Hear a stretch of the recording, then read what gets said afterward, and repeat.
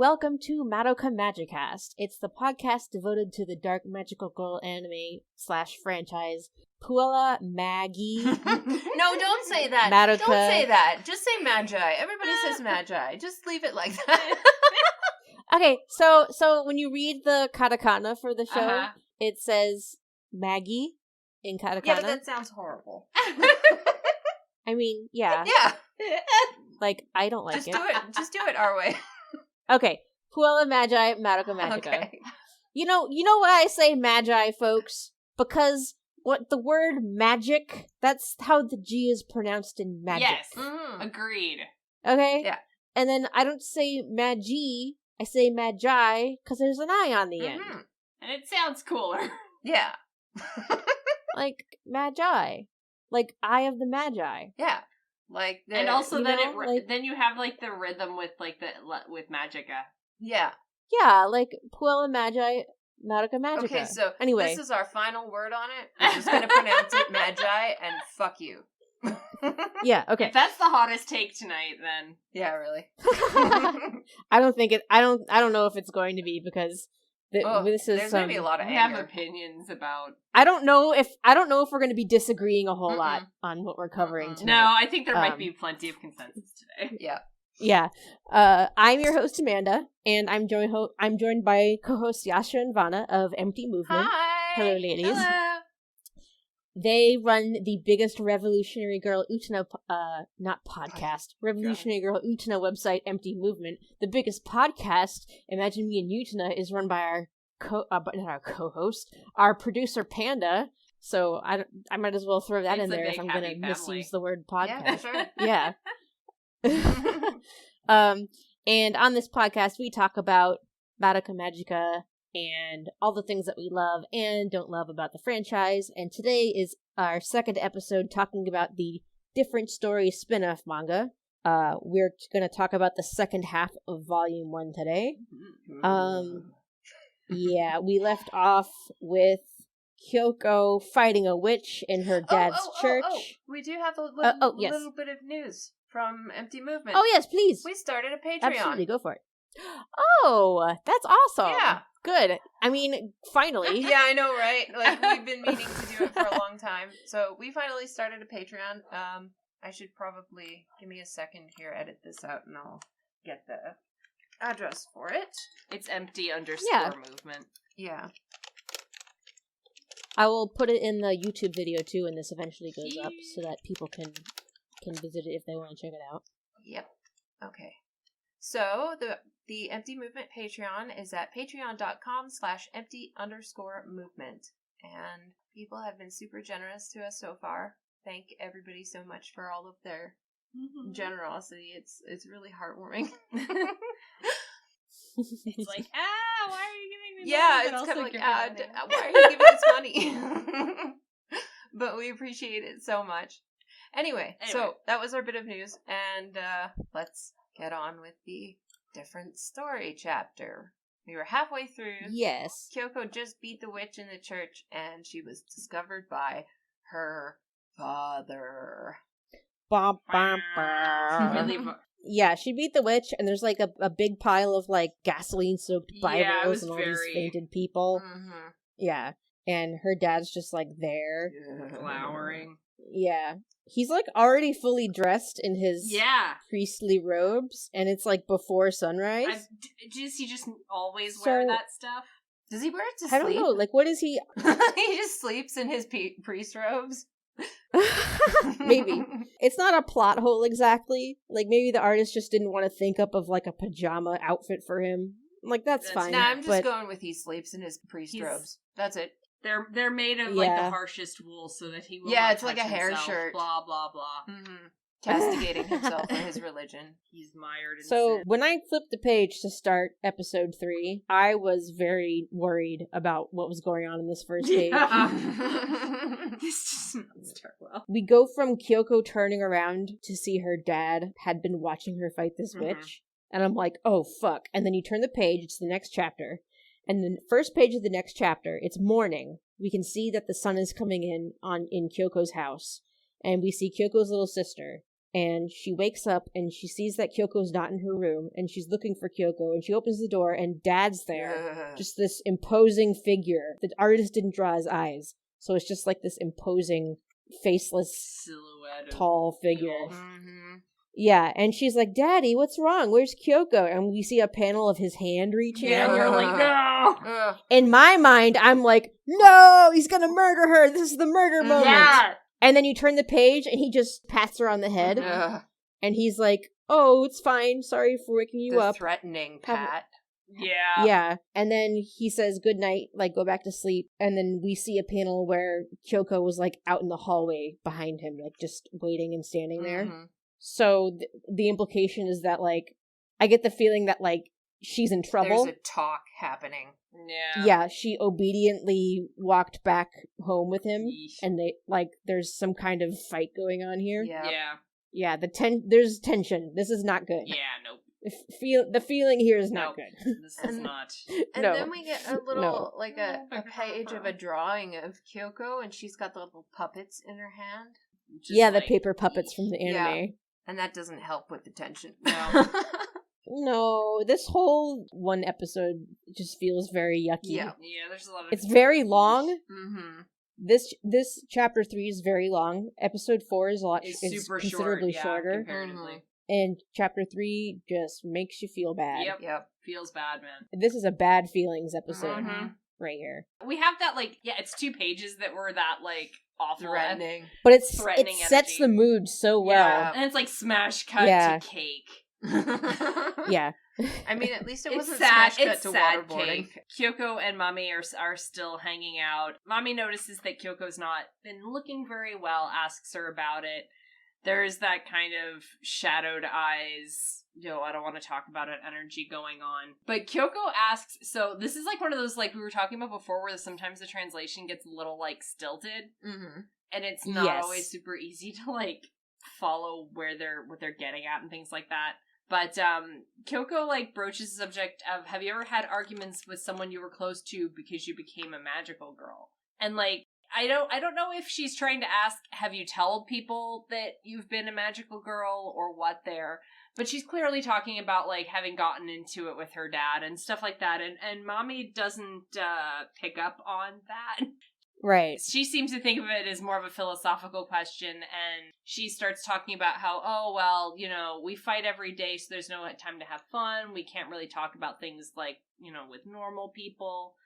We can only be, she kind of implies we can only be friends with each other, that sort of thing, which probably wasn't what Kyoko needed to hear right now.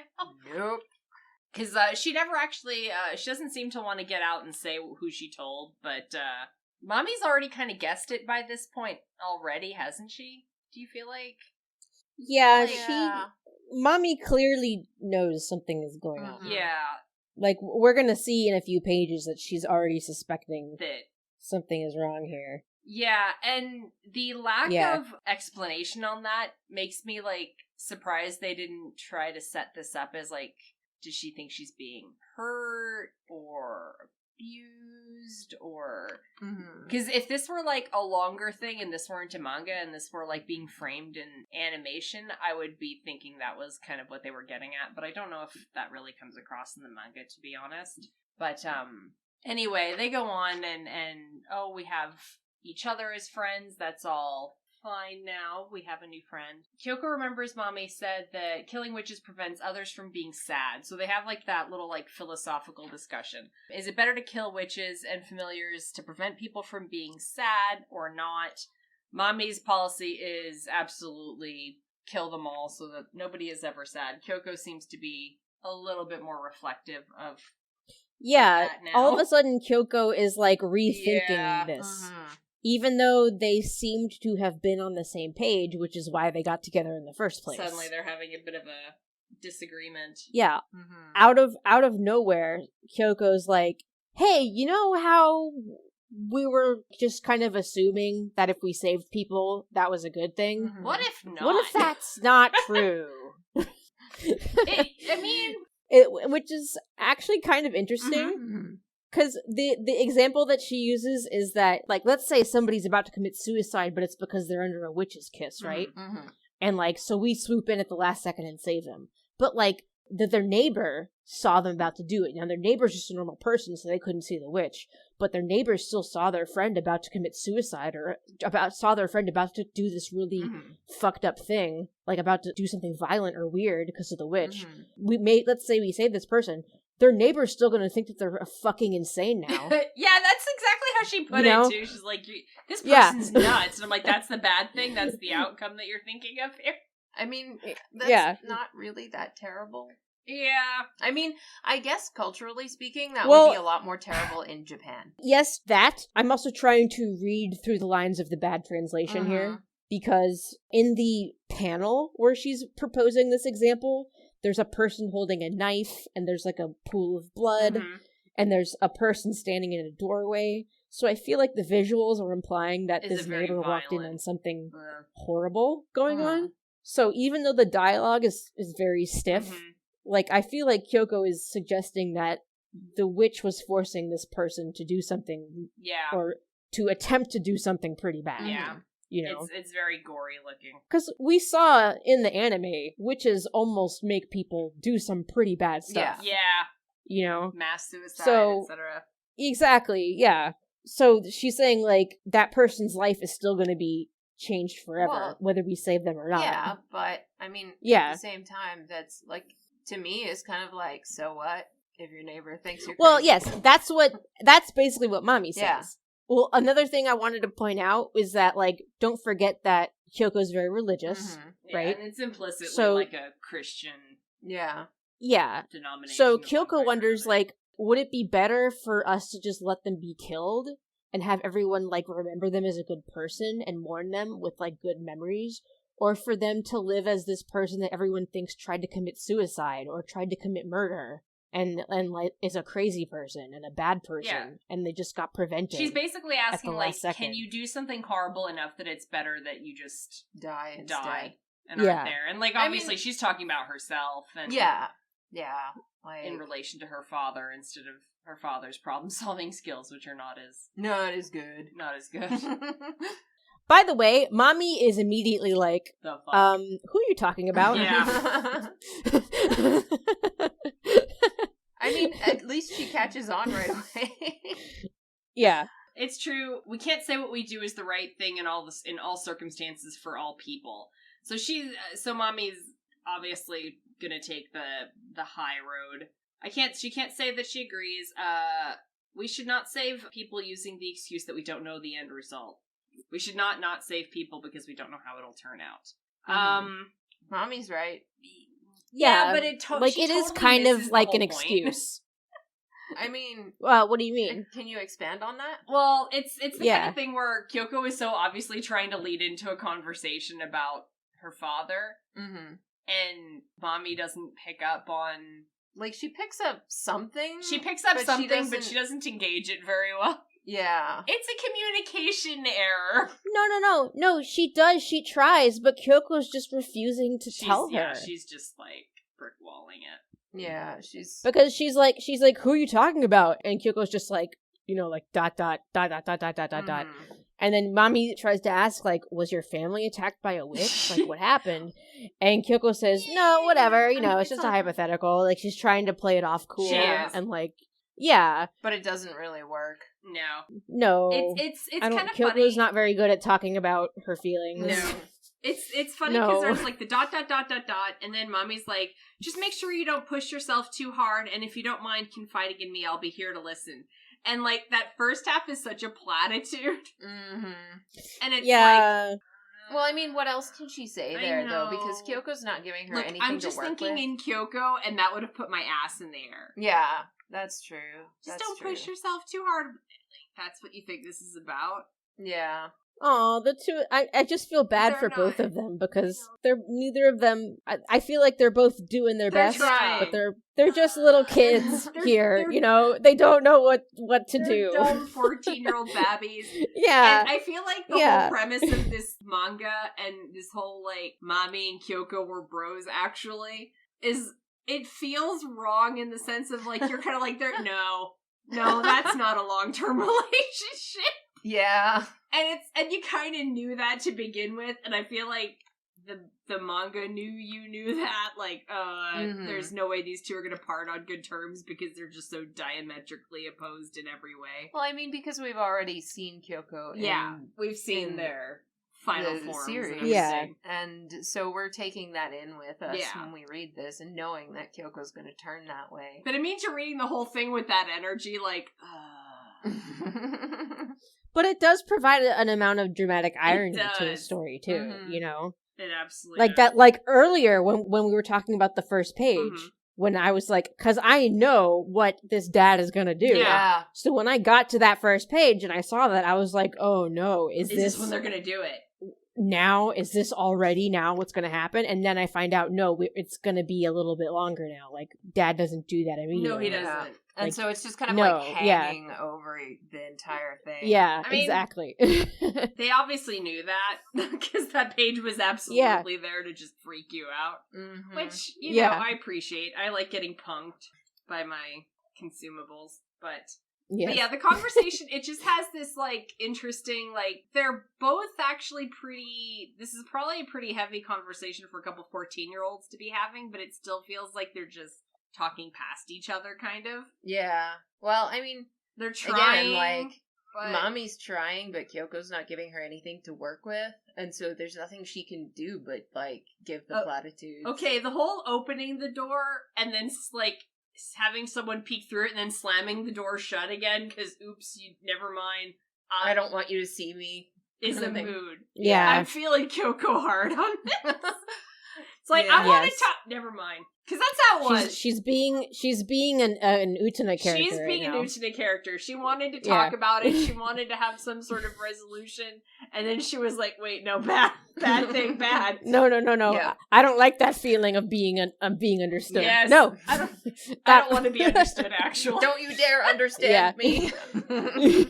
I'm 14 and this is deep. Yep. Yes. So, I mean, and I don't know if you guys remember, it comes up later, so a little bit of spoilers, but there was that moment in one of the first two chapters where Mommy asked Kyoko about her wish, and she told her that she wished for her dad, and Mommy was like, oh. Yeah. You should have wished for Yeah. you. Yeah, Mommy was like, oh, I mean, that's fine. It's just that, it might have been better to wish for yourself, but that's fine. Yeah. That's okay. Mhm. No, it's okay. She Mommy's the So- shit out of it. that's Yeah. literally like that picture of that dog in the fiery house. Like, This is sitting- fine. This is fine. Well, I just feel like maybe during this conversation, like, Kyoko's starting to, like, really think about this Yeah. now. And she's starting to have doubts. Yes. Mhm. And I'm starting to wonder if she wants to talk to Mommy about it, but also kind of feels like maybe she can't or she shouldn't. Mhm. Because Mommy Or, will judge like- her for...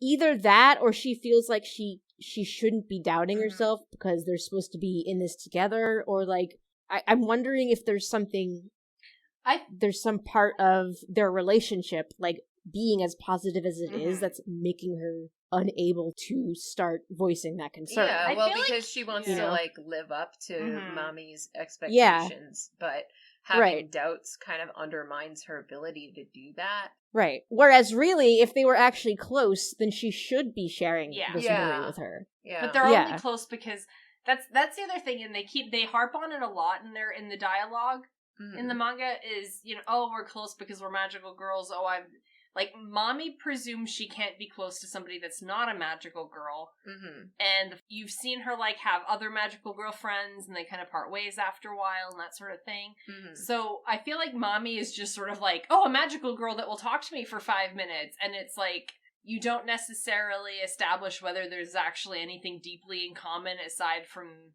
Just being Being a magical, magical girls girl. and having kind of the same goals. yeah, which is the thing, but, And being willing to kill familiars before they eat people. Yeah. That's like, yeah. which But in and that's of like- itself isn't a really great foundation for a relationship. No. And they don't kind of dig deeper and find things in common, like personality wise. No, or... they're busy being magical girls. Yeah. So the entire thing is based on this like structure of morality, kind Mhm. of, that Mommy is trying to kind of enforce and spread this morality of killing familiars Mhm. before they eat people and turn into witches. And so it's not built on an actual like personality resonance or anything they have in common. So but I feel like that's kind of a pretty on the nose commentary of how being that age especially feels like, period. Like, I mean, I can't speak for how it feels in Japanese culture, but I certainly remember like young teenage years, you kept trying to like connect with people based on, oh, we're both in band, or oh, we're both in art class, or oh, we both do soccer after school, or oh, we both like anime. That anime. must mean that we have to be friends now because we both like anime. Yeah, you think of connecting, and in reality, you have totally different personalities or something, and you actually have nothing in common. Exactly. Yeah. Like, you end up trying to connect with people on a very surface I'm sure a lot of people listening to this can relate to that. Yeah. With at least one person that they knew when they were kids. Yeah, and it totally feels like that's kind of like what they're getting at and trying to touch on. Yeah, that is kind of a nice mirror of that. Mm-hmm. I mean, nice, quote, nice. Yeah, I mean, it's terrible. But it's an adept mirror of that kind of thing. Yeah. And I guess leading into the next scene, Kyoko, I feel like, does also, like, have a very Christian mentality about things. Like, I think they kind of went out of their way to establish that. And I mean, it's kind of like Funhouse mirroring it through another culture to a certain extent, and it manifests like as Kyoko being like, I've made my bed and now I have to lie in it. And that's what I deserve. And like she talks a lot in terms of like what she deserves and what's like, but it's just laden with guilt all the time. Like there's just guilt. Guilt. That's what I was gonna say. Catholic sense is twinging. Yeah, like it's just guilty as shit. Everything about like all of the decisions she makes and all of the negativity she brings and all of the like absolutisms she says all feel like they come from a place of guilt.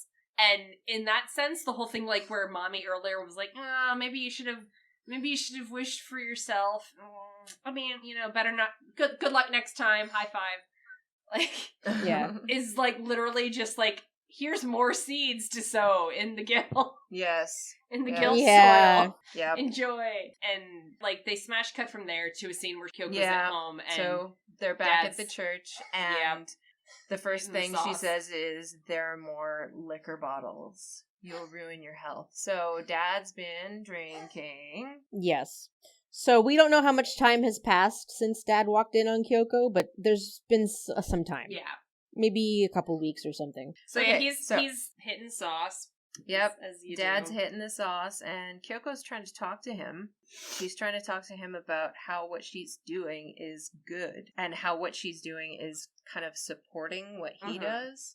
Talking about banishing the seeds of discontent and sadness, and how they're like getting rid of the source of those things as magical This girls. Is more like awkward translation stuff, I assume.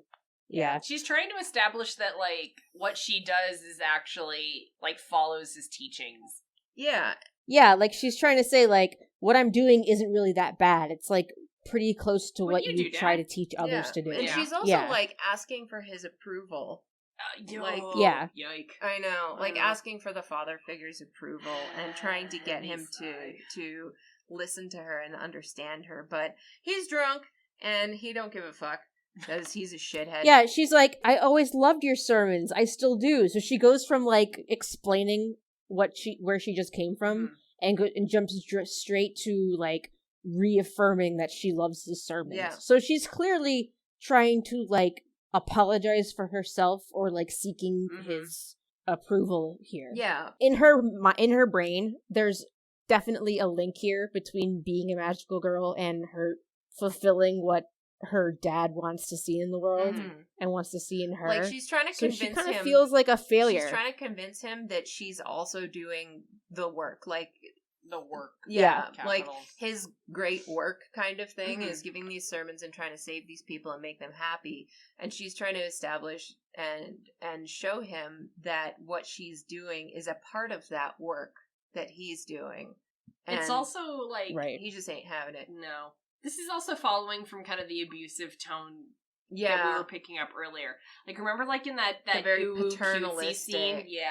Yeah. Or like, but the father shows up and everything becomes about him immediately, and the mom, like, basically just parrots what he says and things like that. And it's exactly. And it follows from that she presents, like, oh, I did this thing, didn't I do a good? And, like, literally next page, she's like, but I love your sermons, Daddy. Yeah. Like, it immediately jumps to being about him again instead of, like, she made this tiny little gesture, please love me for what I did, and when that doesn't work, she's immediately, at least love me because I love you.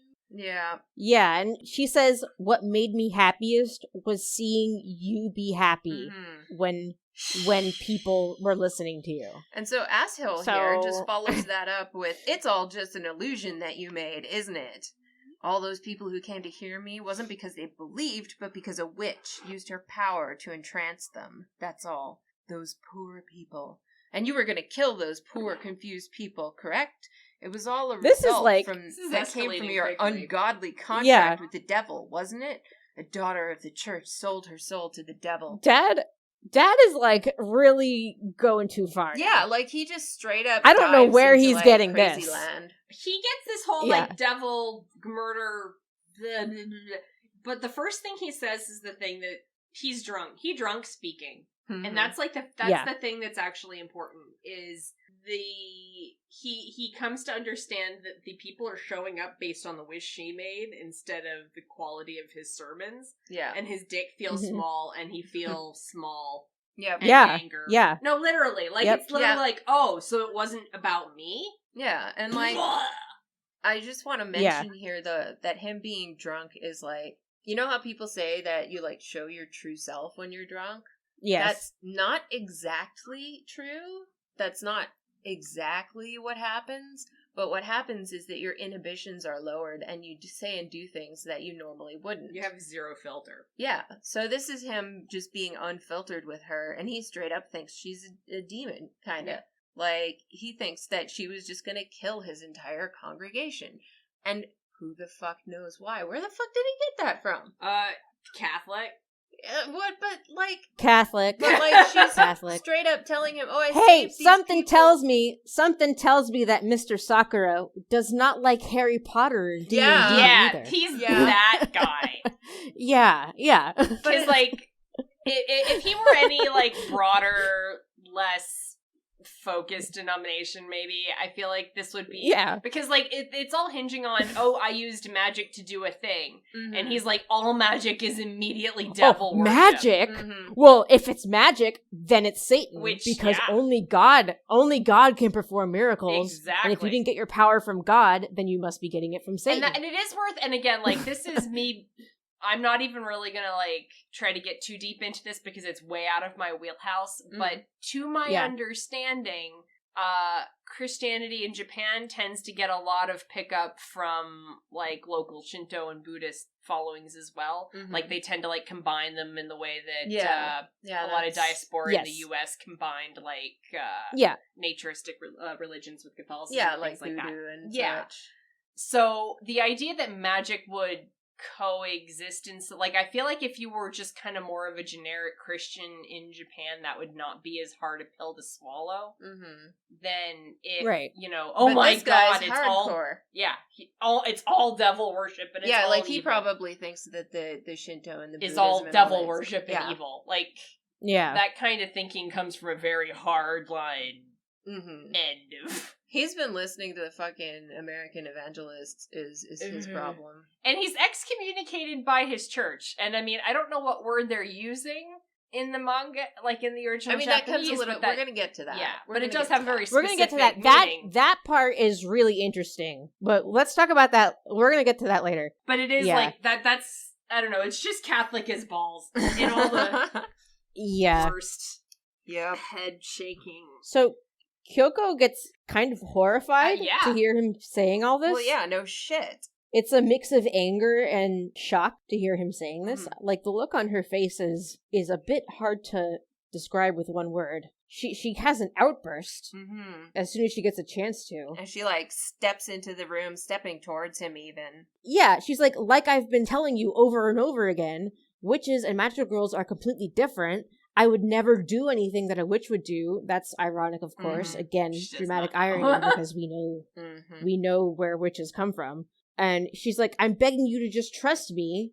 I'm not a witch. Like, you get the sense here that she's told him these things over and over and over again. And he just will not listen to her. And he's just concentrating on the fact that his dick has been made small.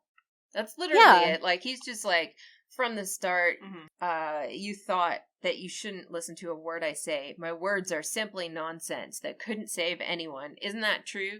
He's just like concentrating on the fact that she's like minimized his power or something. Masculinity. Yeah.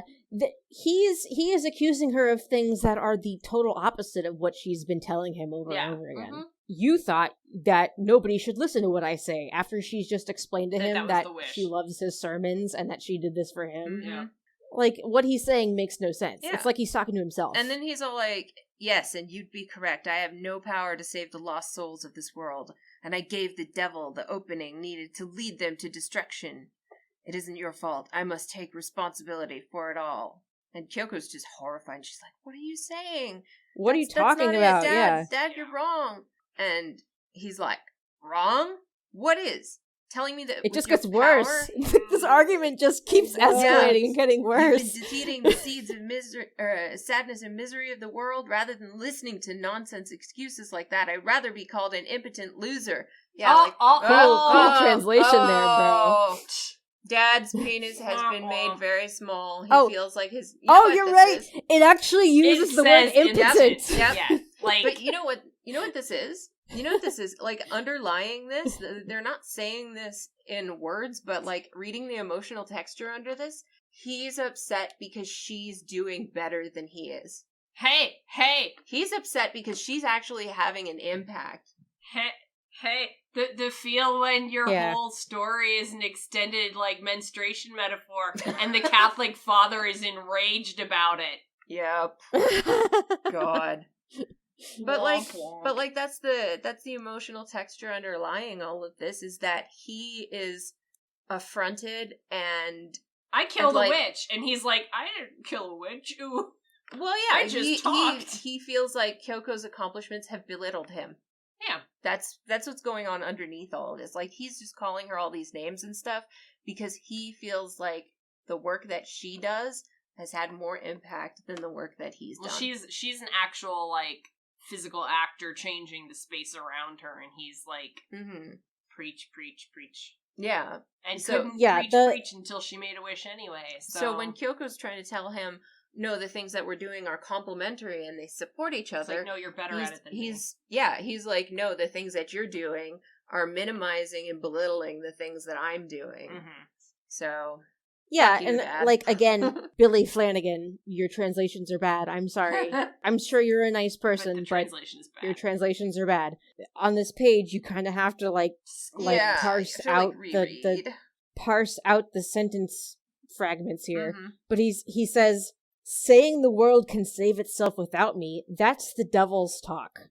So he's saying, like, if you're saying that you can save the world, like, I'm unnecessary to help save the world, then that must be Satan talking.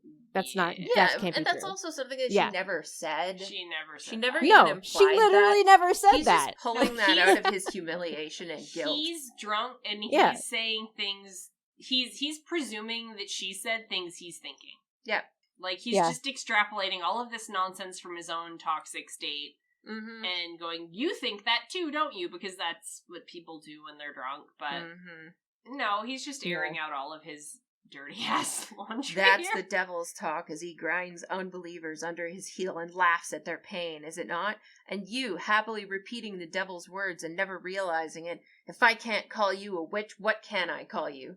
Like, what the fuck? What the fuck? And then that kind of, like, kills the argument, and she storms out of the room. And Dad goes back to his drinking. But guys, there's two sides. Two sides. What? What? Well, I mean, there is the whole, the fact that he's not entirely wrong to call her a witch. It's just that he's calling on an aspect of the system that hasn't gotten there yet. Yeah. Like, and that's kind of ironic too. That it's that kind of ironic drama because you know destiny. You know that they all turn into witches eventually. So there is that, like, well, yeah. But Kyoko doesn't know that. But she doesn't know that. I mean, arguably, Kyoko did make a contract with the devil, something that can be compared to the devil. I mean, there's Faustian bargain jokes. You remember what I said? Like my friend Laura from Colombia, she just picked it up right away, very first episode, right in the cold open, and she just picked it up right away. She's like, "That's the devil. That's a contract. That's a demon." And in that sense, like, if Kyoko is that fucking Catholic, did she never kind of have a moment with Kyubey where she was like, yeah, seems fishy? I don't. It feels like she kind of should have, but she didn't. Or she's just not very good Catholic. Well, no, she's not though. She's not. She tries, bless her. But then she starts stealing shit. Well, yeah, but that's later. Life of crime. But no, like, I get the sense that Kyoko is kind of the black sheep of the family. Yeah. She's the one who's trying to play along and be the good girl and all of that. And I get the sense that her efforts have probably always been minimized. And that she's always been the one who's efforts in that house are, aside from Daddy's. Yeah. But her especially, because she's not quite good enough. Whatever she does is not also, quite she's good at enough. The evil sin age. Yes, that's true. Yes. But you know that family dynamic there where there's the one kid that just never seems to do anything right. Mm-hmm. That's kind of the feeling I get, and probably the motivation behind Kyoko making the wish is because she's the one who could never quite live up to expectations. This will be like doing it right. Yeah. That's kind of, I don't know, like, am I on the right track there? What do you guys think? I think so. I think, too, that there's, like, an inherent negativity around the wish, just given that she makes it at all. Like, like, I kind of, I don't know, part of me is kind of like, you would make that wish if you didn't actually believe your father could do it on his own. Yeah. Yeah. Yeah. And so there's a little bit of truth in what he's saying. Yeah. But he's, like, picking up that truth and, like, building this entire structure of idiocy on top of it. Yeah, he's, like, doubling, tripling, and quadrupling down. Yeah. But she makes the wish because she doesn't trust her father has enough. She frames it to herself as the people don't understand. Yeah. As the people aren't listening. Yeah. But you're still... The way she puts it in the anime is, if people would just give him a chance and listen to him, then they would realize that he's right. That's right. Mm-hmm. Yeah. But you wouldn't make that wish if you didn't think it needed that nudge. So there's kind of already a distrust of what he's able to accomplish. Of what he's trying to accomplish, yeah. I think baked into the wish that she doesn't really want to. She doesn't acknowledge, doesn't realize even, I think. Yeah. But yeah. So we cut away from that horrible, depressing argument that made me really sad. Yes. God, and we go back to Mommy's witch hunting. We get a Tira finale. It looks pretty cool. A very nice drawing of Mommy, who I would like again to point out that this artist knows how to draw Mommy with big boobs without giving her boob socks. Thank you. Yes, thank you. Thank you. Thank you, artist. Thank you again. What's the artist's name? Hanokage. Yes. Thank you, Hanokage. Yes. Thank you, Hanokage. Mommy is, she picks up the grief seed. She's hunting by herself. And she's thinking about Kyoko, about how, she didn't come again today either. So apparently this is becoming a pattern of Kyoko skipping out on witch hunting. And she's wondering if Kyoko's okay because she's not like, she thinks to herself, she's not like the others. And she has flashbacks on the others, like thinking back on the previous magical girl she's tried to work with. And, it's all the previous disagreements she's had of the others trying to tell her, don't kill the familiars because we'll run out don't of kill the familiars, don't save people, don't waste your magic. And they're all telling her, you've got it wrong. Yeah, and we have to sacrifice some people for us to be able to survive. We need to not run out of grief seeds. We have to let the familiars grow up into witches so that we don't run out of witches. And then there's even this one magical girl she thinks back on that kind of gives her some lip service, like, it's a good thing to want to save people, but and there's always that but at the end of the sentence. So she's thinking back, even on the nicer ones who are trying to be polite about it, are always like, but you have to think about yourself. You have to be practical about it too at the same time. Mm-hmm. You know what? That panel of her just under the butt, I'm pretty sure I can see a little tear in Mommy's eye. Yeah.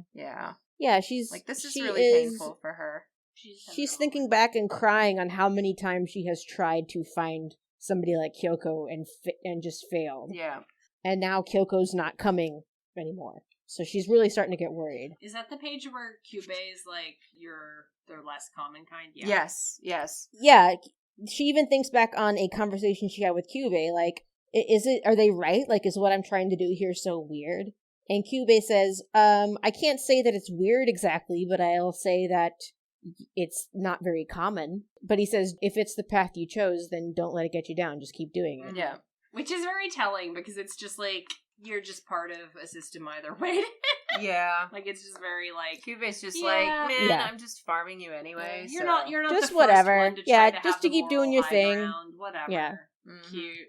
And then she thinks back to Kyoko, who is just such the opposite. She thinks back to Kyoko being like, make me your disciple because you're my ideal in every way. Who's like, that's just so different to everyone else trying to give her a lesson on how she's supposed to be doing it. And Kyoko's treating her like she already knows what to do. And she wants to learn from her, which is just the total opposite. And she snaps out of it with Kyubei, asking her what's wrong. Kyubei's there. And she's very intelligently says nothing, because you should never tell Kyubei anything. Yeah. No, fair. no. She feeds him the used up grief seed, and they go back to her That apartment. was really strange. Like, she feeds him the grief seed, but he, like, eats it with his mouth. Yeah. Yeah, Usually we saw I don't him, like, I don't know what that's drop about. it in his back. or whatever. Yeah. This makes Well, more there sense. was that weird part where he ate his own dead body with his mouth. That was fun. Yeah. So that did happen. Yes. I mean, You can use yeah, that. it's just, I don't know, it's just kind of odd because we haven't seen him eat grief seeds. So I just wanted to remark on that. So let's go home. How about dinner? Is there anything you're hungry for? Let's get domestic here and normalize things so that we're not like having these horrible thoughts anymore. And that doesn't work. Yeah, she's at home. She's still thinking about Kyoko. Maybe she just needs a break. Maybe we could go out for cakes and go on a date. She's totally thinking about asking her on a date. Yeah, I know. It's so like... Yeah. Okay, go out for cakes or cook something together. That's a couple thing. Yeah. That's a couple thing. We just need to have like a couple's night out just to, know. Yeah, we just need to reconnect. Yeah. We need to have some time to ourselves and like, when's the last time we really spent time together? Yeah. And talk to each other, yeah. And it's just, like I said, kind of still trying to assert domesticity and like normal life kind of thing. Trying to make things normal so that it's not all wrapped up in magical girl stuff and these big moral questions. Just trying to make things simple. Which is, I mean, that's really, I don't know, I feel that. It's a lot. It's heartwarming in the sense that clearly Mommy is someone that grew up getting cakes after an argument. Yep. Yeah. I can see that. Mommy visits their meeting spot in the park where they first met to go out and fight witches together. She's like reminiscing. She's thinking back on how they agreed to fight Walpurgisnacht together. And even Walpurgisnacht would go down easy to them, which I don't believe. My waifu is way stronger I don't than know that. about that, yeah. But she almost asks Kyubei if he knows what happened. Almost. And then she's and like, then, never mind. Again, smartly changes her mind again. Yes. Yeah, because never tell Kyubei anything. She decides, like, you know what, even if I have to do it myself, I just gotta keep doing what I'm doing. I gotta keep protecting the town from witches. So I'm just gonna, whatever's going on, I just gotta focus on doing it. Tough it out. It's snowing! Holy shit, it's snowing. I'm almost, like, weirded out whenever I see, like, seasonal changes in anything. I mean, we're so used to Utano where there are no seasonal changes and you have no idea how long anything is taken. Exactly. But, that's because it's an endless time loop and they're all ghosts. Yes. That is or some other insane theory like that. Anyway, it's actually, this pisses me off because this feels like such a cheap like way to do this. But it's Mommy walking around in the city at night, staring at her grief seed. I mean, at her grief seed, at her soul gem. Yeah, because that's how you walk around with your soul in your hand, staring at it. I mean, It's normal. Everybody Yeah. would do that. We all Well, do that's that. how they track witches. It's how you track. That's true. Yeah. So she's tracking witches. It just feels like the way it's drawn. It doesn't look like witch tracking. It looks like mournful. Yeah. Looming over Honestly, your Mournful, what it looks like is standing. she's like kind of wandering. her letting her mind dwell on the whole. Am I doing the right thing? Yeah. Which is what she's doing. Like, Yeah. even if she's witch hunting, she's having, like, that moment. Mhm. But she overhears, like, on the TV or radio, and it seems like And to this be is following cheap. her everywhere is cheap. That's where we get the firefighters were on the scene in a Casimino neighborhood. There was a big fire, blah, blah, blah, blah, multiple victims. And then it's like, ooh, the Sakura family, blah, blah, blah. And it keeps going on about, it's a murder-suicide case. But it's only 2 panels, and I get that you needed to convey this information, but it is still like, Yeah. the I heard it on the news while walking around thing is kind of cheap to me, but that's fine. I'll live with it. This is how she finds out that Kyoko's maybe family. Kyoko's dead. Yeah. If not, at least her family. She doesn't really know. Yeah, I think it might have been the best way to do it, because I can't see Kyoko actually coming to Mommy To It's tell true. in her. the aftermath Yeah. of this situation. Yeah. They're two different. But it's still kind of cheap. Yeah. Yeah. But I mean, still, they could have found it a different serves way. its purpose. They could have found a Yeah. different way. I mean, hell, Mommy could have gone to Kazam, and Been like, what the seen fuck? what This whole place happened. is on fire. Yeah. That's like the other thing. I guess that's why I'm pissed off. I'm like, you heard it on the news instead of like went to go investigate. Like, if Yeah. you're such good friends, how come you didn't How come you never go popped over to see her? visit? Or, Yeah. Yeah. but maybe you felt like you shouldn't, which is probably how people feel when they have friends in abusive relationships at home. I mean, yeah. Yee. Anyway. But anyway. Kyoko's staring at the ruins of the church, and Kyubei is pointing out that she hasn't purified her soul gem in a while. She won't be able to fight without it purified. He doesn't say much past that. It's very like, well, you won't be able to fight if your soul gem's super dirty. We're leaving out important details because we're Kyubei. But she says she doesn't need the power anymore. I was a fool to trust in the power of a miracle from the start. All it did was destroy my family. If I can't protect what's really important to me, then what was the point of it? Maybe there's no difference between me and a witch. And Kyubei's just kind of like watching this like, Yeah, he's just like, farming that. deep. Oh, yeah. He's like, That one's Yeah, gonna this pop. part's interesting. and he's like, that's just deep. Yeah. And on the next page, she asks Kyubei, if I were to just stop hunting witches, could I die like everybody else? And Kyubei just kind of like, And Kyubei stares at her, and she stares back. I'm just kidding. Oh my god. And you're like, Oh my god, a just crickets. kidding moment. Yep, cricket. Chirp. Yeah. Just Yep. kidding. I wonder what Kyubei would have said if she didn't take the question back. Yeah. No, he would absolutely have just stared at her for the next 20 minutes. Well, yeah, I know, but if he had said something, what would he have said? Like, Like, is that a possibility? I even? mean, I don't think he would lie Yeah. because of his whole "we treat you fairly" and Yeah. yeah, but we you don't could say tell- your we don't soul lie to gem you will become corrupt beyond repair without saying much past. Well, yeah, you could say he that. could probably also say something vague like, "Well, it makes your death a lot more likely." Well, Yeah. yeah, and Like he'd say some kind of half truth like Yeah. that or something. There's But like a what do you- million Yeah. answers he could give that would exclude critical information. what do you guys Yeah. think would happen if she just stopped using magic entirely and just left her soul gem the way it was and just completely stopped? What would happen? They've actually answered that, I think. Yeah, like, give me the answer because I'm not remembering it.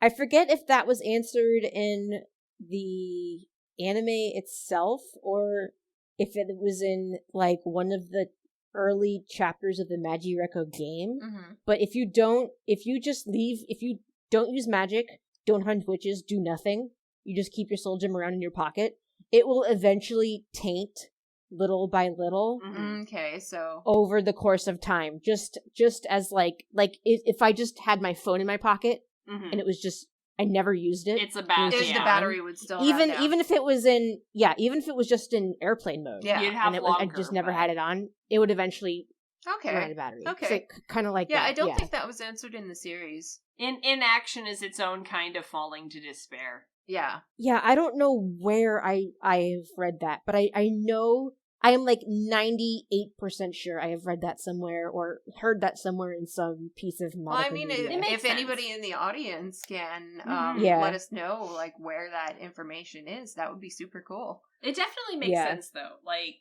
to think of it as, like, a finite resource kind of thing. Mm-hmm. So, I mean, I'm not surprised that... And I mean, if it's just like the grief seed eventually it corrupts into a grief seed over time, Mm-hmm. even if you don't burn through the magic, that's still a witch. Yeah. Because it's just despair by a different name. Especially That's in true. Kyoko's case, if she were like, I'm just gonna stop doing magic, like, clearly she's not coming at that from a... Yeah. That's healthy, not you a know. rational, healthy decision. That's falling into despair. Yeah. I don't know, like, if you could break your soul gem and get out of... Like, I don't there are a think couple... it's possible to get out of the contract. Could you separate your soul gem and just die? I mean, maybe. I would mean, that if result you in a break your witch? soul gem, you die if you break your soul gem. Yeah. So, I mean, you Yeah, have a couple so- options to not become a witch, but they're all Mhm. kind of shit. Oh yeah, because that's what Kyoko does to, In the series, yeah. She... Yeah, yeah. that's how Mommy kills Kyoko. Yeah. Yeah. So yeah, clearly she's not going to do that, and she owns that she's not going to do that. Which, actually, I think is kind of cute. Like, she's like, nah, I'm full of shit. She just knew it. Yeah. Yeah. I'm just... Okay, so then she finds a witch and she fights it. And like, why is she even doing this? What do you think, Amanda? Like, she's just said that she kind of doesn't want to partake anymore, and then all of a sudden she just goes and finds a witch and starts fighting it. So, what do you think is going on in her head right then? I don't know. That's what I was wondering when I got to this point. Yeah. I'm wondering what is going on in Kyoko's head right now. Because I think to a certain degree, she is mad at her father, Mm-hmm. but she is also mad at herself. Mhm. Yeah. I'm wondering if she is psychologically, like, not, like, I'm wondering if she's having this internal... Like a crisis of faith. conflict. Yeah, I'm wondering if she's having this internal conflict between feeling like she needs to blame herself, but knowing that it's really her dad that Mhm. that should take the blame here. Mm-hmm. Like, does that make sense? Mhm. Yeah. Yeah. So, I'm wondering if that might be what's happening here. Like, if a part of her knows that this wasn't really her fault, Mm-hmm. and that's why she isn't falling to despair like you might have expected her to. Yeah. I feel like I would have expected, if I knew nothing about Kyoko and this was just some random magical girl I was reading about, Mm-hmm. I would have probably expected her at this point, if I was reading this girl's backstory, to become a witch. Yeah. Mhm. At this point. I mean, especially And that after does not that happen to question, Kyoko. especially after the question of whether she was just going to stop hunting witches. You know what I feel like Yeah. this might be? I feel like this fight is kind of because the manga's not doing this because it's Kyoko and Mami, but in the series, the comparisons are all Kyoko and Sayaka.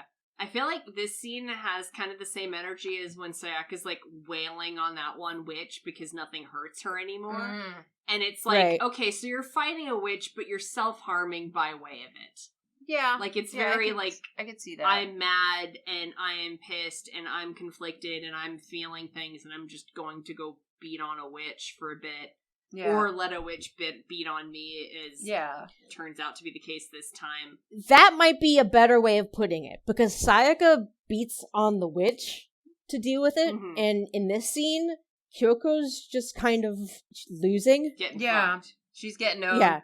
But it's the same energy, I feel like. Yeah, she finds a witch to fight, and she's trying to fight it, and she realizes that she doesn't have her fascination magic anymore, Yeah. and that she can't fight it the way she's used to fighting. And so she's getting her ass kicked. Mm-hmm. And she's just like, during the fight, she gets hurt, and she's wondering what the hell is going on. And And she doesn't attempt to run away. She just No. keeps trying to fight it. Yeah. yeah. That's why I'm like, Yeah, she's getting Mhm. stabbed. She's getting like skewered by spears. It's actually pretty grisly. it Mhm. is. It's a lot bloodier than the show. Yeah, she's holding herself up on her spear like Mhm. she can't stand. And she's just kind of getting thrashed, really. She's flagellating herself. Yeah. It's Yeah. more guilty shit. This is like her dad wearing the Well, priest outfit yeah. to sleep. Self-punishment.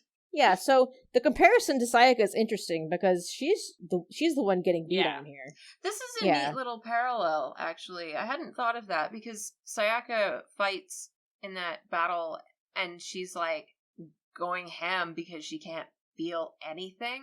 Mm-hmm. And she's like beating the hell out of the witch and getting hurt but not feeling it.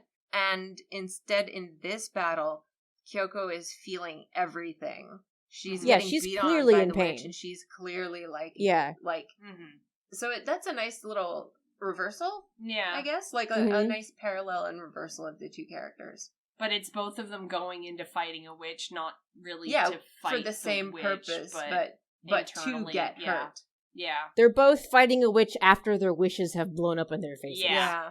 So that's actually really nice. Like I hadn't thought of it that way, but as a parallel to Sayaka, that's super cool.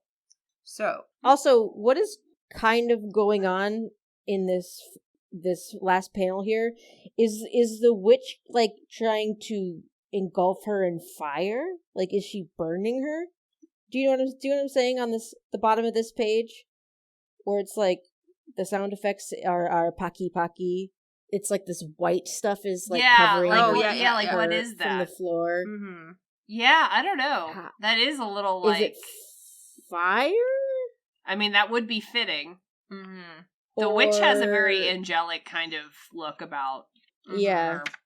Yeah. I don't know. So it's weird. She's collapsed on the ground. She can't get up. She's laying on the ground, and it looks like the witch is either trying to engulf her in flames that are coming up from the floor, or it's like goo. Engulfing her in electricity, maybe, or little sparkles of light, or something. Mm-hmm. Yeah, because you can see it like covering her elbow, and it almost looks like paint. Actually, I don't know. Yeah, it's weird. Yeah. Mm-hmm. Well, the Paki is like, I think Paki as a sound effect, it would be like a. See, I don't want to say the wrong thing, but for some reason, like onomatopoeia are so difficult to learn in Japanese. Well, they all kind of have for some reason meanings. For some reason, I want to say that it's like a crackling noise, like electricity. Yeah, mm-hmm. yeah. I don't know why I'm feeling that way, maybe but I want to say that that's what it is. Maybe we should look it up, or maybe somebody in the audience can let us know, like whether that has a specific meaning. Yeah. Thank you so much, Will Flanagan, for translating that sound effect for us so that we knew what the hell was going on. That's really useful. Thank you. Super. Yeah. Super useful. Thank you so much. Extremely. Your translation is just really awesome. It helps us understand this manga so well. Okay, let's not be too mean. Yeah, I'm sorry. Yeah. I just... No, like, it's very translation. literal. There's a lot of very literal translation, again, like, and I'm like, you remember there was that big war between, and it's still going on, between literal translation and like, you know, like following the letter of the law versus following the spirit. Means crackle crackle in Japanese, you probably should have written crackle crackle. Probably. Exactly. Probably. Put crackle crackle. But again, like I said, historically and even now, there's that big war between people who want things literally translated and people who want things translated in the spirit of. If this was done in like 2010s or so, 12, like early 2013. Okay, 2014. 2014. I don't know. Like, I feel like there was like a good decade there where the Vogue was very, very much like the literal translation. If you don't know what Paki well, that's what I'm talking you're a shitty about. manga reader. That's what I'm talking about here. And I'm then not surprised it's there. Shifted over to this more getting the spirit of things. Like, I always think of it as like the letter of the law versus the spirit of the law kind of thing. And we've shifted over to like trying to get the spirit of things a little more, but I think this might have been the tail end of that whole. This was the backlash because thing. Like I'm actually rereading the Utena manga right now, but like the older, like an old translation from like the early like mid 2000s or so or whatever. So like back then the Vogue was like totally the opposite. And every single thing in that change whatever. Yeah, it's super interpretive. They're using all of these like turns of phrase that only mean shit in English, and like so I can see like this was like the backlash to that, where it was like, no, you need to make this easy to consume for dumb American audience. Yeah, you know, if they're not using American figures of speech, how will we know what they're getting at? Ursula's kiss. Yeah, like that sort of thing. And I think there was a backlash, you know, in the years that Yes. followed to have the super There literal was. thing. Yeah, And so, now I we're mean, getting like, okay, the super literal thing was kind of dumb, guys. Yeah. Can So, we but what balance? I'm saying is maybe it's not entirely the translator's fault. Yeah, that might be. I mean, something there was just the Vogue. a lot of kind of historical things going on with translation. You're right. Yeah. You're So right. we I can't be just have a it's just little fun bit to of a be- chip on my shoulder. That is fair. I mean, Honestly, me have a chip on my shoulder about anything? Oh, I mean, know. Look, that's like, I what? know very No. little about Sailor Moon, but I know a lot about the like controversies surrounding Sailor Moon, and I Yeah. have a hard time blaming any Moonie for having any chip on their shoulder because Yeah. the history of Sailor Moon is like It's like, whoa. a 3-ring circus, and man, there's chips aplenty. So There's so many chips. Yep. God bless. There's so many chips, you can make yourself a plate of nachos. It's Damn true. right. Just need some guac and you'll be fine. Delicious. So, Anyway. getting back to the actual I'm not sure panels what here. the- So, it looks It does look like she's what being it consumed looks like in to me something. is that she's like stuck to the floor. Yeah. That's what it like looks she's like being to me. glued to the floor Yeah, or something. That's She's kind of what it so looks like weak to or me. whatever. And she's like pasted to the floor, and the witch, this angelic witch, flies up above her and has like a And is- spear. Getting ready to stab her. Yes. And the fact that it's a Yeah. witch with a spear and she fights with a spear is Yeah. very on the nose. Mm-hmm. It's like, ooh, she's fighting. This is herself. like a symbolic internal fight. Yeah, like Yeah. I get it. So, So Kyoko starts having a flashback. yep. As you do. I mean, This I found very interesting. Mm-hmm. This contributed to my I wonder if Kyoko is having an inner conflict here about her dad Mhm. Yeah. and how she's supposed to feel about About her whether dad right he's now. right or whether Mhm. he's not. Yeah. I mean, if my family had just been killed by my father, I would start wondering I whether would he be was right. questioning his choices. Her Yeah. father, who she had just been idolizing, Yeah. Mhm. and her entire life, by the way, Mhm. and was continuing to idolize while he was being a massive piece of shit to her. Yep. Up all the way up until this point, she had still been idolizing him, and now this has happened. So now she's having this flashback. Mhm. She's thinking back on this. Sounds like a conversation that she probably overheard. Mm-hmm. I hear even the main church of his religion has excommunicated And him. here was where we were going to talk about that. Yeah. We started this I discussion hear he was earlier. giving strange sermons lately. It's just another cult causing problems. Best not to get involved. So that's probably why no one was coming to hear his sermons. Mhm. Because they had all heard that he was trying to start a cult. Mhm. Well, I mean, They already knew. when did they that had already happen, though? been Because warned. was that something that happened before he did the murder-suicide thing and before Kyoko made the wish? Or did that happen Yeah, I'm after? assuming this is a flashback. I'm assuming that this is a flashback that she's having, and this was all Mhm. at like everything after this panel of her with her eye, and like she's Mhm. watching the spear come in. Oh yeah, but like all of it's this, definitely a Yeah. flashback, but like what I'm saying is kind of the timing of the flashback. It's interspersed with them eating an apple Yeah. because they're so hungry. Well, yeah, but which, I mean, which to me indicates that this was before. but what I'm talking about is like, did this happen after she made her wish? This excommunication. Did this happen before I don't think so. or after? I think it was before.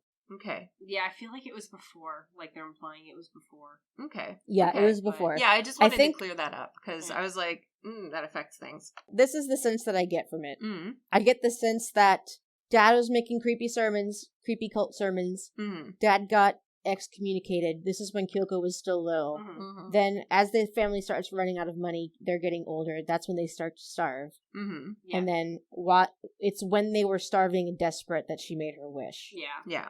Okay. You know? That makes sense. That's Yeah. the That makes impression sense. I got.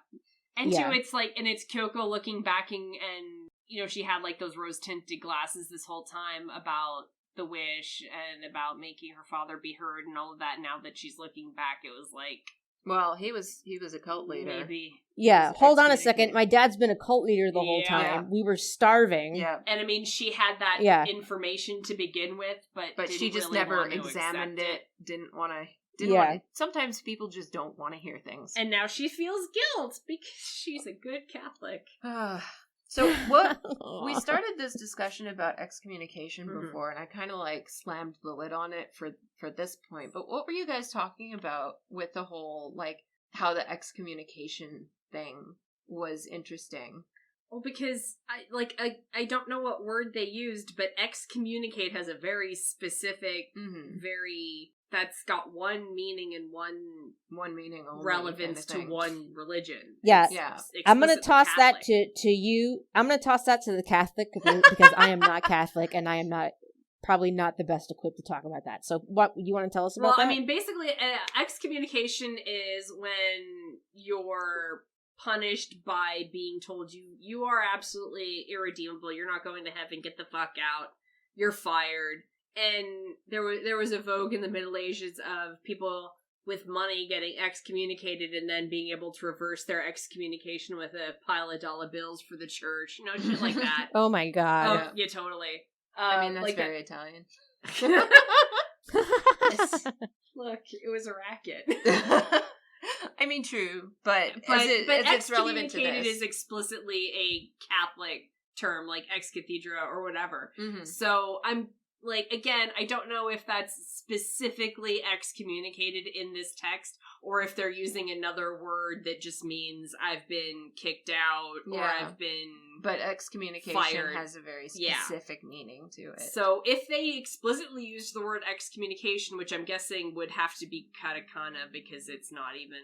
Yeah, I'd love to see that in Japanese to see what word was actually used there. Because if it just means you got kicked out of a group or whatever, they're using a different word, you know, you got fired, you got... You know what? Honestly, excluded. maybe one of our listeners could help out here, because if somebody has the Japanese copy of the manga, maybe somebody could toss us like a screenshot or something of the actual... Yeah, that'd be cool, panel. because I would like to know whether this is like poetic license in the translation, which would make sense. Like, I'm not bagging on Guy at all. No. If this doesn't specify excommunication at all, I would still say this is a good translation choice. Yeah, because there's clearly implicitly Catholic. Mm-hmm. Like, it's Catholic everywhere. He's wearing priest robes. The church is like, there's mosaics. And like, it's very explicit. So there's the apple imagery. There's the apple which is imagery. very Christian. Yeah, they're not shy about it at all. So excommunicated was probably a good word either way. But it does have a very specific meaning, and in this case, it means he got kicked out of the Catholic Church for being too cray-cray. Which means they thought that he was worse than a pedophile. He had to be pretty bad. Yeah. Like, he had to have done something pretty bad to get excommunicated, I'm assuming. Yeah. Again, like, I mean, I'm not, like, super up on my what you get excommunicated for in the year of our Lord 2020. Mm-hmm. I don't... Yeah. Because we don't do that sort of thing much anymore. I don't think there's a vogue for it, but he got excommunicated based on being a faulty preacher. Like, he was not preaching the proper word of God, is what they're implying, which means he departed from, like, the Catholic fault? So what the fuck was he saying? Yeah. I genuinely want to know what this guy was saying. I actually love that they don't tell you. I think that's actually really important. Well, I mean, because then you can kind of fill it in yourself. And it's not relevant. No. It doesn't matter. Yeah, it's one of those things where it doesn't really matter. It doesn't it wouldn't have added, but at the same time, I'm like actually curious to know what the fuck he was preaching. Yeah. That the Catholic Church was like, it's like the Empire in Star Wars. Yeah. Like, what are their political beliefs? It actually doesn't matter. They're just fascists. Yeah. It does not matter what they believe. Yeah. But you kind of do want to know what they believe. Like, was he like pro-gay? Yeah, we don't know. It doesn't matter because they're fascists. Whatever it is that they believed, it did not matter.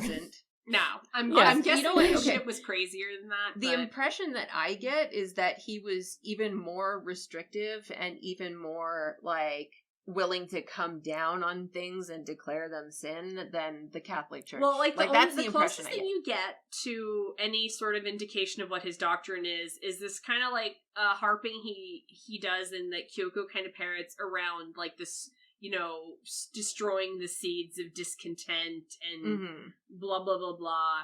And maybe he was advocating, like, murdering people or doing something like really bad. Like, given like, that clearly original sin bad. is such a fundamental aspect of this religion, if you're talking about, like, destroying the seeds of despair, then are you just saying that you're a death cult and that the best way to purify the earth is for us to all die because we are... I think that's a little far. I think that's a little...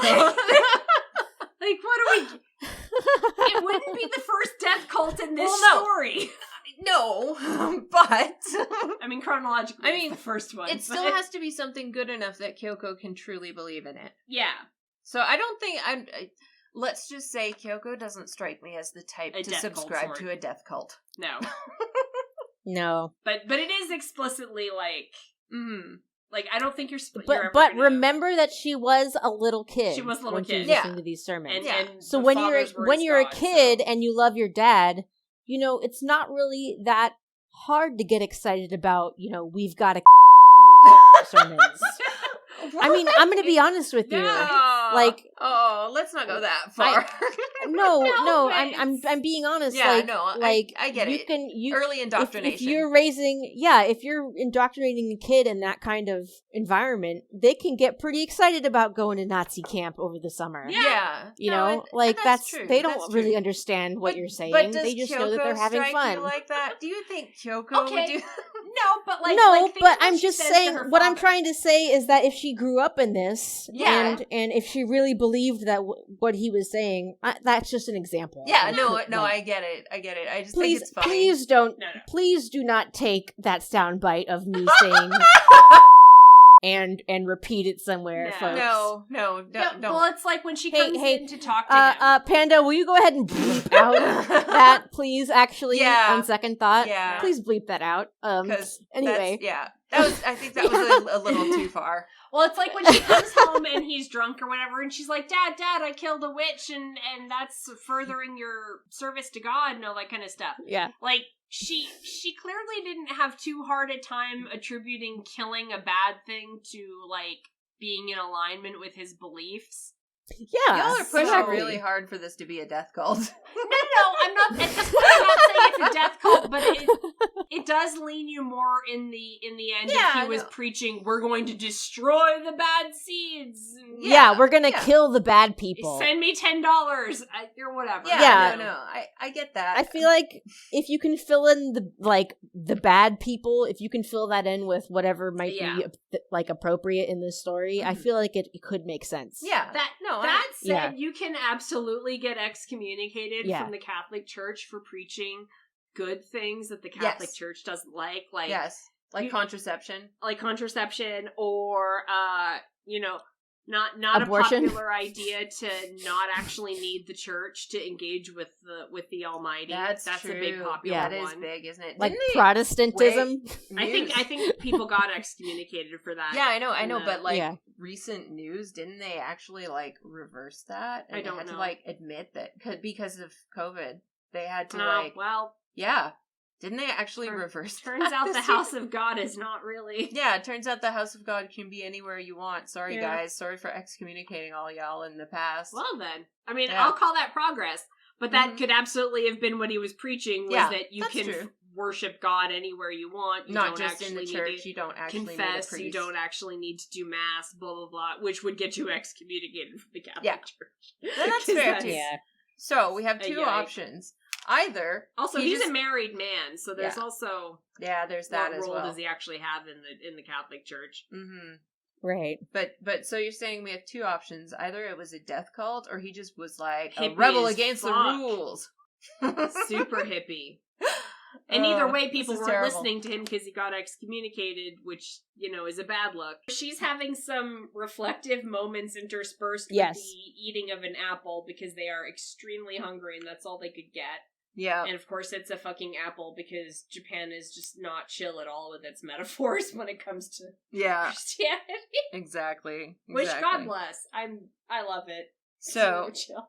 Kyoko, I'm hungry. And then Kyoko's like, it'll be all right, Momo. They'll come around to understanding what Dad is trying to say, and then we'll be able to eat until we're full. But until then, we just have to hold out. Have an apple. And then Kyoko, I don't know, this panel's really interesting because it looks like somebody's grabbing her while she's stealing the apple, I think. Yeah, she implies Yeah. she steals it already. Like she's having to steal it and then fight back And somebody actually, from again, trying to. I just want to point out in this panel that she's got tears in her eyes while she's stealing. Yeah, because she Yeah. knows Yeah. it's bad. And the text here is like, I got it on the sly, but that's like bravado. It is. Yeah. She feels guilty. Yeah. And then Mom shows up and is like, oh, did you? Someone gave you this? I'll just go cut it for you now. And then She has to Kyubey. There's a panel of Kyubey at the top of this page. And then Mom's got the apple all divided up and flashbacks. The More flashbacks. student council scene with the divided Oh, apple. yeah. Sorry, that's an Uchina reference. Yeah. Gotta feed. Yeah, Gotta keep Uchina Oscar reference. fed. So, Oh god. So then- apples are a Uchina reference. yeah. Mom is handing the apple on a plate, like the apple's divided. Mom's handing it over. Here's your portion, Kyoko. And Kyoko's like, but that's all of it. And Dad now, I think, is saying, split it up among everybody. Or no. No, that's Dad's Kyoko. standing in front of her, and Kyoko's saying, split it up among everybody. I can't eat it all myself. And then Dad... This is how it should be. It was a present to you. Yeah, Dad's talking about, this is how it should be. It was a present to you about the apple she stole. We have no need of it, says Dad. Dad, welcome home. Shall we be off, honey? Momo? Yeah. Off to where? Say, Dad, Mom, Momo, don't leave me here alone. Where are you all going? Where? Where? You know where. Right beside a panel of the knife. Yeah. Big butcher knife. And then Sad. there's a panel of A Dad horrible panel. of Dad Awful. having hanged himself, Yep. and you can see the stained glass windows in the Yep. background. So he did this right in the church. Yeah. And a picture of Kyoko being absolutely horrified. So Kyoko saw her dad Yeah. commit suicide. Yeah. Well, I mean, at least she saw the aftermath of it. Yeah. She didn't She at see the least saw act the itself. body. Yeah. But So she's the apple. Hey, everybody! Hmm? The apple is her wish. This is symbolism. Ah. Symbolism. It totally So- is. Like, right? Cut it up. Cut up the apple. Cut up the wish. I'm trying to share it with everybody. Yep. He's like, And yeah. and Dad's like, no, this is how it should be. It's for you. This is yours. Mm-hmm. I didn't want it. We don't. You we know, have you- no need. You of got it. We didn't need it. We didn't ask for this. Mm-hmm. And actually, didn't you steal it anyway? Mm-hmm. Isn't this something that you shouldn't have you had. got outside the bounds of our rules, kind of Yeah. thing? Mm-hmm. And then, of course, where are we going? Where are you taking us? And is him killing her family Yep. and taking her family away from her. Yep. And the panel of the knife and the apple peel is just really creepy. It Super is. It's creepy. actually really well Yeah. done. Super creepy. I Yeah. like how they did this. So Kyoko's remembering something grabbing. All at of a her? sudden, she snaps out of Back her in the fight? flashback. Yeah. We see her grasp her soul gem, which, as we know, is isn't it supposed to be shaped like what is the thing that she has in her bow? It's like a The prayer. thing that looks Yeah, very the much little- like a cross with like an Ankh cross thing. Yeah, Yeah. yeah. Isn't the cutout on her chest in the same symbol? Yeah. or something? Yeah. Yeah. It is. It's Yeah. her father's. Yeah. Mhm. Yeah. There's a panel of her kind of grabbing her chest around her soul gem as she wakes up from her Reverie. flashback. And then we get the big fucking fence that she Mhm. throws up. So she manages to do magic again. Yeah. It's different. It's not magic. fascination magic. Nope. It's barrier magic. Yep. Yeah. Sad. And then, to be honest, these next few panels are like kind of hard for me to parse out. Yeah. Yeah. It looks like, Like, big there's a lot bloody of- fight. I can pew-pew. see spearheads, and then there's a big smashy, and then It looks like spears come out of the barrier magic Mhm. yeah, and kill the witch. And then the witch, dies and bleeds on top of Kyoko, which is kind of a cool and a gross way. Mhm. yeah. Yeah. Okay, yeah, I see it. That one panel at the top of the page there is the witch all like held up by the Yeah. spears Yep. and Yeah. over Kyoko, and And meanwhile, Kyubey has been watching this entire fight. Because, yeah. And Kyubey's like, you can't use your magic anymore, huh? And he's like, why can't you? And he's that's just kind got his permanent little kitty smile on. isn't that kind of weird to say after she just used the barrier and had like all of the spears and stuff? Because that was Yeah, magic, wasn't it? maybe. not I guess her he's talking about her magic, yeah. fascination magic. He's Yeah. talking about her. Maybe- Okay. Maybe that's another translation thing. I don't know. Maybe it's more clear in the Japanese that he means her fascination magic. Yeah, because like clearly she just did use magic, so it doesn't Yeah. make sense for him to be like, oh shit. Sorry, my alarm went off. But yeah, it doesn't make sense for him to be like, well, you just can't use magic, period, anymore, because he just saw her use magic. So that's got to be a translation thing. Oh, you know what else it could have been? Mm-hmm. Maybe the barrier made the witch deflect her own spears back at herself.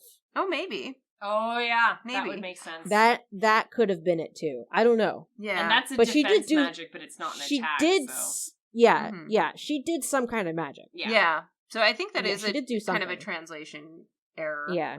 But also, yeah, I like this Cubase silhouetted with the moon thing. Ugh. Oh, that's his tail, though. Yeah.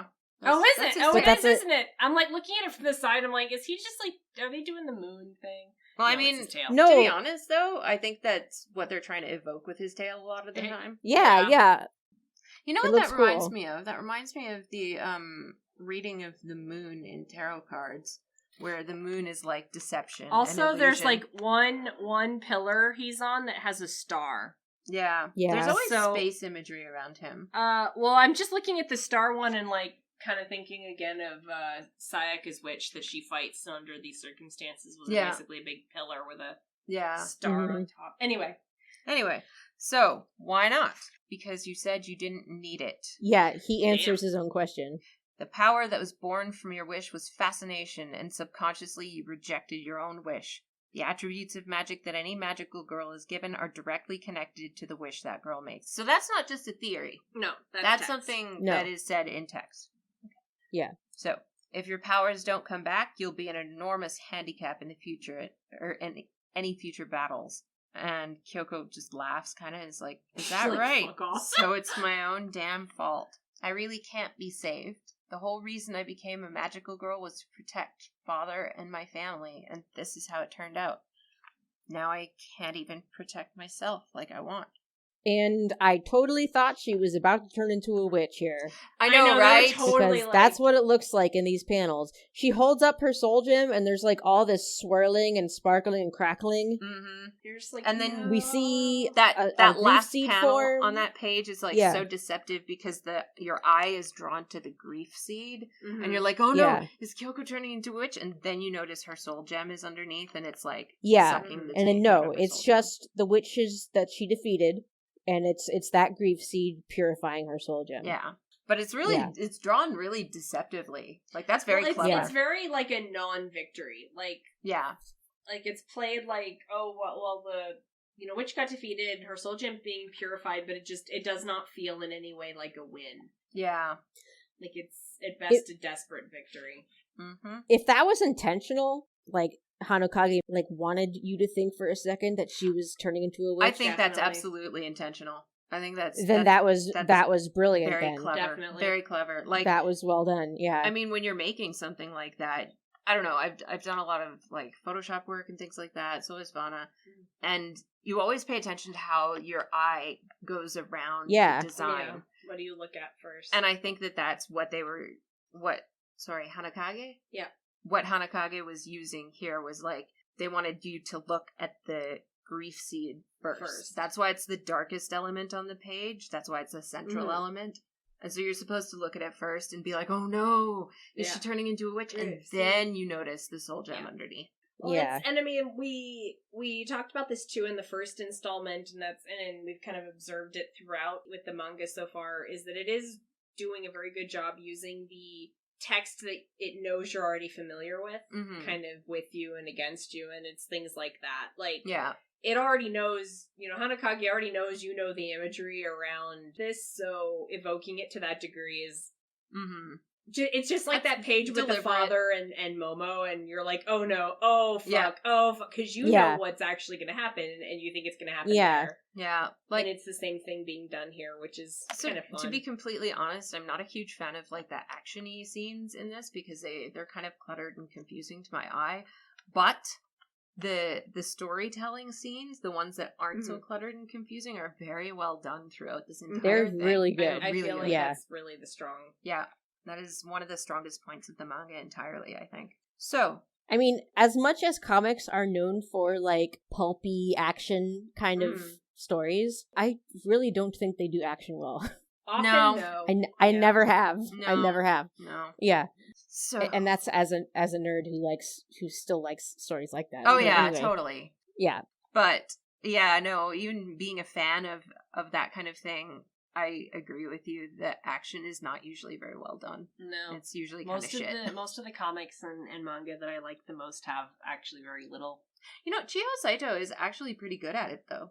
Yeah, Like, the her action action can be done well. Yeah. Can be done To well, be but fair, it's difficult. It's probably easier to depict something like a sword battle than Oh, yeah. something like explosions and pew-pews. Oh yeah. But I'm Yeah. just saying, Chiho Saito does She a does, very yeah. good job of conveying like the action in her scenes. They're pretty crisp. They're pretty clear. They're not super cluttered, and you immediately kind of get what's going on. Like, Yeah. I'm not saying she's like a masterwork at it, but she's good at it. Yeah. She's pretty good at it. Anyway. So now we find Kyoko lying on the pavement in the snow, As you do. and Mommy comes running up to her and immediately like falls on her and hugs her. And Kyoko's like, "Mommy-san." She can't even finish the word because she's too weak. Mm-hmm. And Mommy lifts her up and, "You're so cold, you're even shivering, plus you're badly wounded. A witch did this to you? I'll make you better, just stay still.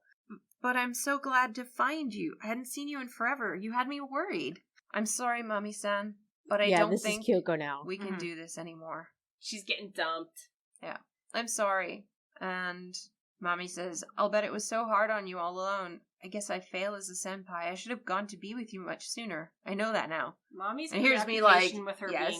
being a senpai is like, Yeah.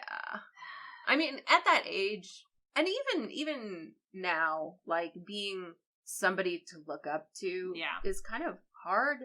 And you kind of have but she to... also wants that. Like Yeah. when she has that flashback where she's thinking of like other magical girls being like, "No, you're doing this wrong," Mhm. and then she's like, "Oh, it was so different with Kyoko who looked up to me instead Yeah. and thought I was right." Yeah. Like Mommy wants to be senpai because she's alone already, so she feels like that's Yeah. the kind of default rule that she Mm-hmm. is going to be best allowed to take or whatever. But But she's shit at it. I do kind of want to point out, though, that when people look up to you, you kind of have to be preoccupied with it. Yeah, Because it's a you role. kind of have to, edit your actions, Yeah. take care with what you say, and you kind of have to keep it in mind at all times when you're with someone that looks up to you because, you don't want to fail them. Mm-hmm. And here's Mommy saying, "I guess I failed." Yeah. This, though, her saying, "I should have gone to be with you much sooner. I know that now." This just makes me cranky about her finding out on the news that this happened because she could have gone there. I'm guessing that's what happened here. Yeah. Like, I'm guessing she did hear about it on the news and immediately went over. Like, it's Well, still yeah, that same but I mean, snowy it is night. storytelling-wise, Yeah. they could have skipped the news thing entirely and just had her go there to look, and it would be entirely congruent with what she's Yeah. saying now. So But that would have been a news different thing was way. to fill in the audience. Yes, but what I'm saying is they could have depicted that and given us that information in a better and more congruent with the story kind of way than just using Mhm. a news Yeah. bulletin. Yeah. It's fine. I'm cranky about it. It's a pet Don't peeve. mind me.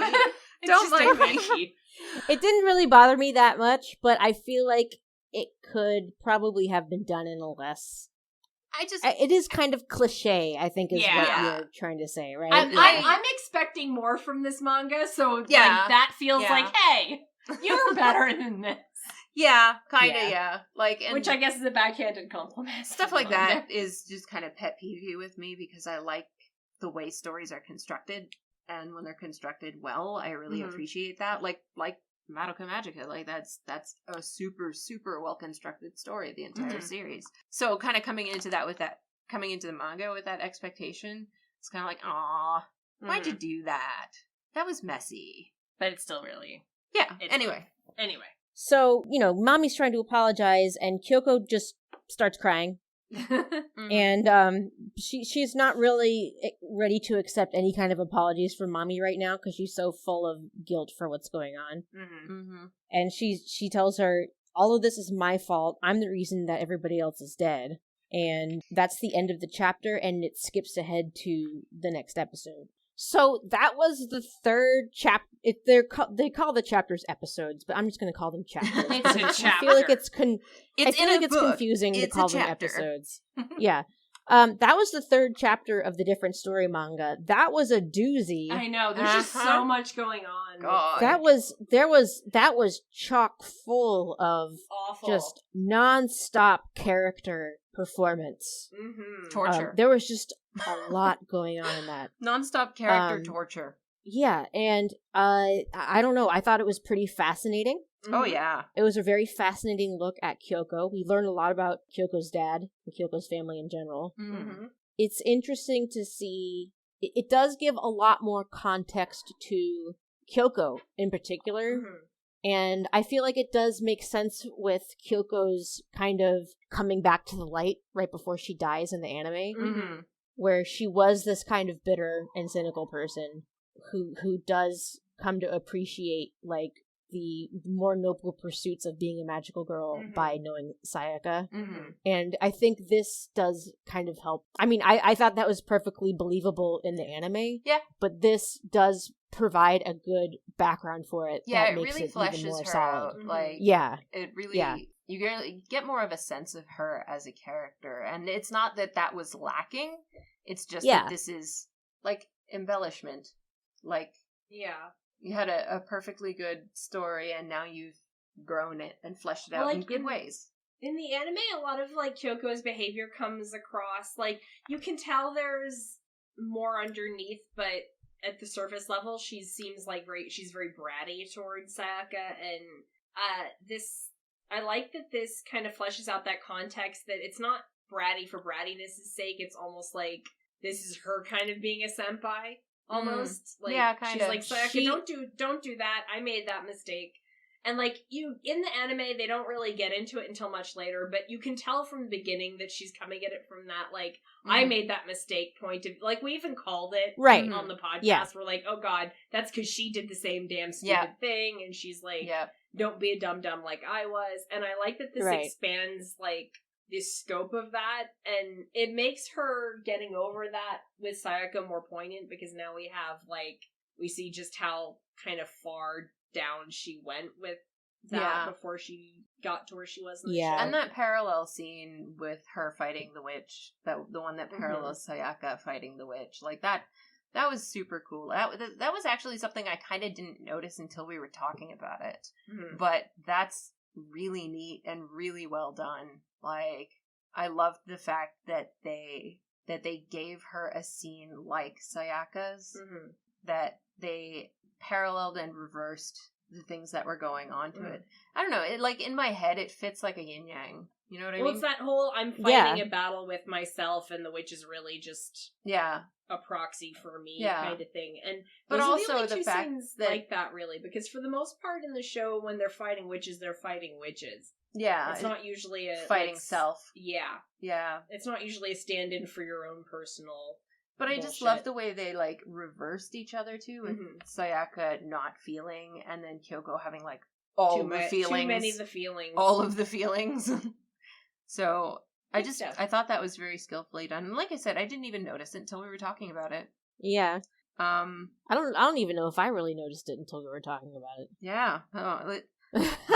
I'm glad we found it, because that's actually one of my favorite parts now. Yeah, honestly. But, I gotta say, I still have to see this as an AU. I can't see this. It is an AU. But I mean, like, as we find out at the very, very end of this volume, which we'll get into in the next episode. Well, yeah, but I'm just saying, like, I can't connect it directly to the series because Kyoko and Mami don't have that emotional weight with each other in the series. Of course, and that's fine. And that's what's great about having stories like this be in AUs instead of forcing them into being direct sequels. Hey, we're not talking about Rebellion, okay? Every iteration of the story is an AU, said the Usinna fans. Yeah. I'm joking. I was making a jokey, fun time saying. I know. No, I know. I get you. But I'm sorry if I just made anyone upset because I digged on Rebellion again. I know, not you guys. I mean, listeners. I know you guys don't give a shit. As far as this chapter goes, like, holy shit, it's huge. It's, like, huge emotionally. Yeah, it's long. It's, like, it's just huge in every way. And it's great. It's better than everything that came before it, and I think better than the one that comes after it. Yeah. It makes this volume weigh like 6 pounds. Yeah. Yeah. My hate for the awful. dad weighs like 10 pounds at least. Yeah. Like Just dad, man. just so preoccupied you. with himself. He's bad. Like preoccupied with himself to the point where he completely ignores everything that his daughter, whom he's supposed to love, says. Like just taking everything that she says and making it into some weird twisted like criticism of him. Like, dude, just stop concentrating on your small penis. Seriously. And then the fact that he leaves Kyoko alive and doesn't even try to kill her. It's like the biggest. It's like the final fuck you to Kyoko. You know what I mean? Yeah, because you don't even deserve to come with your family. Yeah. Yeah. I mean, that's the message. And like, just fuck him forever. Yeah. Like, just terrible. Oh, I hate him. Almost as much as Kyubey. Oh, Kyubey's fine. I hate Kyubey. I still hate Kyubey. So is Kyoko's dad better or worse than the train guys? Oh no. Worse. I hate hypocrites. Yeah, no, he's worse. Yeah, he's worse. He is worse. He's worse He's a because hypocrite, and I hate it. the train guys didn't have any relationship to Sayaka. Like, that was just a rejection of the world and how it is on her part. Yeah. And rejection of people and how they are, because people can be really fucking awful.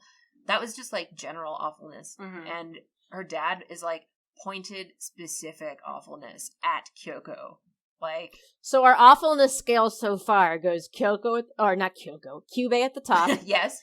Kyoko's dad. Yeah. Train guys. Yes. Yeah. Who's below that? Kyosuke? Well, he's not really hateable. He's. I mean, he's just. I mean, he's towards the bottom. He's definitely below those other guys. Well, yeah. I just feel like maybe he doesn't even belong on that scale. He's just sort of a wet fart. I wasn't gonna say that. I was just saying, like, he is not directly awful to anybody. What happened between him and Sayaka was like just a product of teenage feelings. It wasn't anything that was like meant to hurt anybody. Yeah. Like, and it wasn't anything that was like directly aimed at anybody. It was just teenage feelings bouncing off of each other. So I feel like he doesn't even kind of belong on that scale. Okay. Well, you get a pass for now. Yeah. Are we gonna have like a rip on Kyosuke episode or something? I don't know. He's not that bad. I think this was All just right, rip on Dad one though. Yes. Yeah, this was definitely the anti-Kyoko's dad episode. Yep. Maybe that'll be the title of this Fuck episode. that asshole. All right. All right. Thank you for listening. We hope you enjoyed this episode. If you would like to follow the show on social media. Oh, wait, hold on. We have one Patreon, person to thank. Thank you to Ralph Clogs. Thank you, on Ralph. Patreon. You are awesome. Oh, that's great. And we love you. Thank you for supporting us on Patreon. Someone recently upped their pledge also. Oh. Who was that? Oh, that's so nice of them. Thank you. Yeah, thank you to Nathaniel Onuff, who recently upped their pledge to $5 per month, so he's going to get a pin. Thank you so much. Thank you, to Nathaniel. Yes. Anyway, yes, now we can do our outro. Yes. If you'd like to support us on Patreon, go to patreon.com/MadokaMagicast. We are actually... Hi, Sam. We are covering the Different Story manga because it was a goal on Patreon. So, yep. Once it's done, I'll have to do... That was our $80 goal, so maybe I'll put up a new one for $90 or something. Yeah. Once Different Story is over. Yeah. And so thank you to all our Patreons who made it possible. Your donations go towards paying for the cost of the show, which is like the hosting costs on SoundCloud, producing, editing costs, costs for software licenses, costs for content. Buying the manga, because we're actually doing this we're not legally. Reading it illegally. We're not reading it illegally online. We're actually buying the official versions. So thank you to everybody who's helping us support us do this. Even though because your money's pretty much just going right back to Madoka Magica. Yeah, we're not trying to make a profit. It's just money going into helping us make the show. So thank you everybody who's helping the show keep going. We appreciate it so much. Yeah, we really appreciate it. If you want to follow the show on social media, you can follow it on Twitter at Madoka Magicast. You can also follow. That's where I recommend you follow it. You On can Twitter, also yeah. follow it on Tumblr, and we're also on Pillow Fort now. I think Mm-hmm. because I think Panda got the Pillow Fort up. I don't know Nice. if there's much content on it right now, but we can also be found on Pillow Fort at Madoka Magicast. The most active is the Tumblr, is the Twitter account because that's the one that I check. Yep. And sometimes there's some fun banter on Hell Twitter. yeah. Mm-hmm. So please come join us on Twitter. It's shitposts. It's fun. Yeah, lots of shit posts. We're most likely to post immediate updates on Twitter too. So if you want the quickest updates, Twitter's the best way to do that. Or Patreon. You can follow the Patreon without being a supporter. So that's another way to get announcements as soon as you want them. If you would like to follow the hosts on Twitter, you can follow me on Twitter at Lambda Power. That's my personal, or at Odd Lasdo for my artwork. And if you want to follow me and Vana for whatever reasons, I don't know why you would. Pretty much we just shitpost everywhere. But we are at ohtori.nu. We've been there for like 20 years now. Yep. And we are on Twitter. That's the web URL. Yes. It's a website. The website. And we're on Twitter at ohtori_nu. We do have a Tumblr, empty-movement.tumblr.com. And we do have the Patreon now. Yes. Patreon.com/empty_movement. I'm not going to plug that too much on here because I feel like that's like selfish. But I am going to do it this time. Yes. We welcome everyone to please check out Empty Movement on Patreon. Yeah. Because you guys curate the Utena fandom so wonderfully for the English-speaking side of the fandom. So, and every if so you often we appreciate get what into they do. shitty drama. Whatever. Oh, no, that last one was really good, though. Seriously. Oh, yeah, you guys have some interesting people in your Discord server Oh, no. sometimes. Those kind of interesting people get kicked right the fuck out. Yeah, that's true. We're a safe space. Kind of. But, Yes. yeah. Safer space. Safe at least from that. Yeah. Yeah. Low bar. Anyway. Yeah. All So, right. Anyway, Thank you everyone for listening, and we'll catch you all next time. Bye. Bye.